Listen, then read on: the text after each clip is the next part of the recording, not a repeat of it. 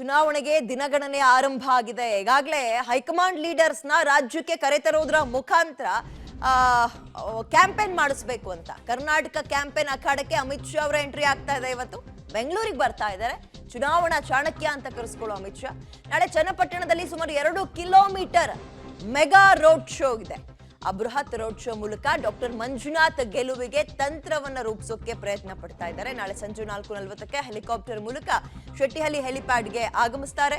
4:45ಕ್ಕೆ ರಸ್ತೆ ಮೂಲಕ ಇದೀಗ ಆ ಗ್ರಾಮಕ್ಕೆ ಹೋಗಿ ಅಲ್ಲಿ 4:50ಕ್ಕೆ ಚಿಕ್ಕಮಗಳೂರು ಅಂತ ಅದು ಚಿಕ್ಕಮಗಳೂರು ಆ ಗ್ರಾಮದಿಂದ ರೋಡ್ ಶೋ ಆರಂಭ ಆಗುತ್ತೆ. ಚನ್ನಪಟ್ಟಣದ ಗಾಂಧಿ ವೃತ್ತದವರೆಗೂ ಸುಮಾರು 2 ಕಿಲೋಮೀಟರ್ ರೋಡ್ ಶೋ ಅಂತ ಇದ್ದಾರೆ. ಸೊ ಚುನಾವಣಾ ಚಾಣಕ್ಯರನ್ನ ಕರೆಸ್ತಾ ಇದ್ದಾರೆ ಅಂದ್ರೆ ಈಗ ಹೈ ವೋಲ್ಟೇಜ್ ಕಣವಾಗಿ ಗುರುತಿಸಿಕೊಂಡಿದೆ ಬೆಂಗಳೂರು ಗ್ರಾಮಾಂತರ. ಕಾರಣ ಅಲ್ಲಿ ಹಾಕಿರುವ ಅಭ್ಯರ್ಥಿ ಡಾಕ್ಟರ್ ಮಂಜುನಾಥ್ ವರ್ಸಸ್ ಹಾಲಿ ಸಂಸದ ಡಿ.ಕೆ. ಸುರೇಶ್ ಇದ್ದಾರೆ. ಅದು ಡಾಕ್ಟರ್ ಮಂಜುನಾಥ್ ಅವರು ಜೆಡಿಎಸ್ ಚಿಹ್ನೆಯಿಂದ ಸ್ಪರ್ಧೆ ಮಾಡ್ತಾ ಇಲ್ಲ, ಬಿಜೆಪಿ ಚಿಹ್ನೆಯಿಂದ ಸ್ಪರ್ಧೆ ಮಾಡ್ತಾ ಇದ್ದಾರೆ.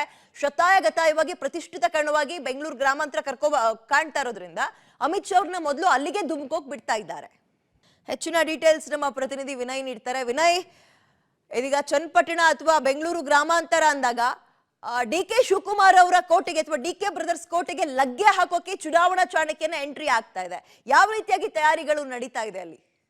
ಖಂಡಿತವಾಗ್ಲೂ ವಿದ್ಯಾ, ಯಾಕೆಂದ್ರೆ ಬೆಂಗಳೂರು ಗ್ರಾಮಾಂತರ ಕ್ಷೇತ್ರ ಈ ಬಾರಿ ಪ್ರತಿಷ್ಠೆಯ ಕಣವಾಗಿದೆ. ಮೈತ್ರಿ ಪಕ್ಷ ಹಾಗೂ ಕಾಂಗ್ರೆಸ್ ಎರಡರ ನಡುವೆ ಕೂಡ ಜಿದ್ದಾಜಿದ್ದಿ ಏರ್ಪಟ್ಟಿದೆ. ಹಾಗಾಗಿ ಈ ಒಂದು ಕ್ಷೇತ್ರದಲ್ಲಿ ಗೆಲ್ಲಲೇಬೇಕೆಂಬ ಪಣವನ್ನ ತೊಟ್ಟಿರುವಂತಹ ಮೈತ್ರಿ ಅಭ್ಯರ್ಥಿ ಡಾಕ್ಟರ್ ಮಂಜುನಾಥ್ ಅವರ ಗೆಲುವಿಗೆ ಸಾಕಷ್ಟು ಬಿಜೆಪಿ ಜೆಡಿಎಸ್ ನಾಯಕರು ಕೂಡ ಕ್ರಮವನ್ನು ವಹಿಸ್ತಾ ಇರುವಂಥದ್ದು.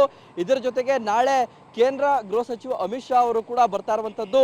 ಚನ್ನಪಟ್ಟಣದ ಶೆಟ್ಟಿಹಳ್ಳಿ ಹೆಲಿಪ್ಯಾಡ್ಗೆ ಸಂಜೆ 5:50ಕ್ಕೆ ಸುಮಾರು ಅವರು ಬಂದಿಳಿತಾರೆ. ಅದಾದ ಬಳಿಕ 1 ಗಂಟೆಗಳ ಕಾಲ ಬೃಹತ್ ರೋಡ್ ಶೋ ಅನ್ನು ಹಮ್ಮಿಕೊಳ್ಳಲಾಗಿದೆ. ಚನ್ನಪಟ್ಟಣದ ಚಿಕ್ಕಮಗಳೂರು ಗ್ರಾಮದಿಂದ ಗಾಂಧಿ ವೃತ್ತದವರೆಗೂ ಕೂಡ ರೋಡ್ ಶೋ ಇರುವಂಥದ್ದು. ಹಾಗಾಗಿ ಆ ಒಂದು ರೋಡ್ ಶೋ ಅಲ್ಲಿ ಸುಮಾರು 1.5 ಗಂಟೆಗಳ ಕಾಲ ರೋಡ್ ಶೋ ನಡೆಯಲಿದೆ. ಆ ಒಂದು ರೋಡ್ ಶೋ ನಲ್ಲಿ ಅಮಿತ್ ಶಾ ಅವರು ಭಾಗಿಯಾಗ್ತಾ ಇದ್ದಾರೆ. ದೃಶ್ಯಗಳಲ್ಲಿ ನೋಡ್ತಾ ಇರಬಹುದು, ಮೈಸೂರು ಬೆಂಗಳೂರು ಹಳೆ ಹೆದ್ದಾರಿ ಏನಿದೆ, ಈ ಹೆದ್ದಾರಿಯಲ್ಲಿ ಸುಮಾರು 1.5 ಇಂದ 2 ಕಿಲೋಮೀಟರ್ನಷ್ಟು ಅಮಿತ್ ಶಾ ರೋಡ್ ಶೋ ಅನ್ನು ನಡೆಸ್ತಾ ಇದ್ದಾರೆ. ಹಾಗಾಗಿ ಈಗಾಗಲೇ ರೋಡಿನ ಮಧ್ಯದಲ್ಲಿ ಬ್ಯಾರಿಕೇಡ್ಗಳನ್ನು ಕೂಡ ಹಾಕಲಾಗಿರುವಂಥದ್ದು. ಆ ರೋಡಿನ ಇಕ್ಕೆಲೆಗಳಲ್ಲಿ ಸಾರ್ವಜನಿಕರು ಹಾಗೂ ಕಾರ್ಯಕರ್ತರು ನಿಂತು ಅಮಿತ್ ಶಾ ಅವರಿಗೆ ವಿಶ್ ಮಾಡೋದಕ್ಕೆ ಅವಕಾಶವನ್ನು ಕೂಡ ಇಲ್ಲಿ ಕಲ್ಪಿಸಲಾಗಿರುವಂಥದ್ದು. ಸುಮಾರು 25ರಿಂದ 30 ಸಾವಿರ ಜನ ಈ ಒಂದು ರೋಡ್ ಶೋ ನಲ್ಲಿ ಭಾಗವಹಿಸುವಂತ ನಿರೀಕ್ಷೆ ಇದೆ.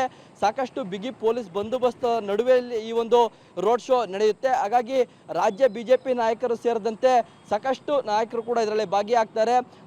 ಬಿಜೆಪಿ ರಾಜ್ಯಾಧ್ಯಕ್ಷ ವಿಜಯೇಂದ್ರ ಸೇರಿದಂತೆ ಡಾಕ್ಟರ್ ಮಂಜುನಾಥ್ ಹಾಗೂ ಮಾಜಿ ಮುಖ್ಯಮಂತ್ರಿ ಎಚ್ ಡಿ ಕುಮಾರಸ್ವಾಮಿ ಅವರು ಕೂಡ ಒಂದೇ ವಾಹನದಲ್ಲಿ ಕಾಣಿಸ್ಕೊಳ್ತಾ ಇರುವಂಥದ್ದು. ಬಿಜೆಪಿ ಹಾಗೂ ಜೆಡಿಎಸ್ ಎರಡೂ ಪಕ್ಷಗಳು ಮೈತ್ರಿ ಇರುವಂಥ ಹಿನ್ನೆಲೆಯಲ್ಲಿ ಹೆಚ್ಚು ಜನ ಸೇರುವಂಥ ಒಂದು ನಿರೀಕ್ಷೆ ಇದೆ.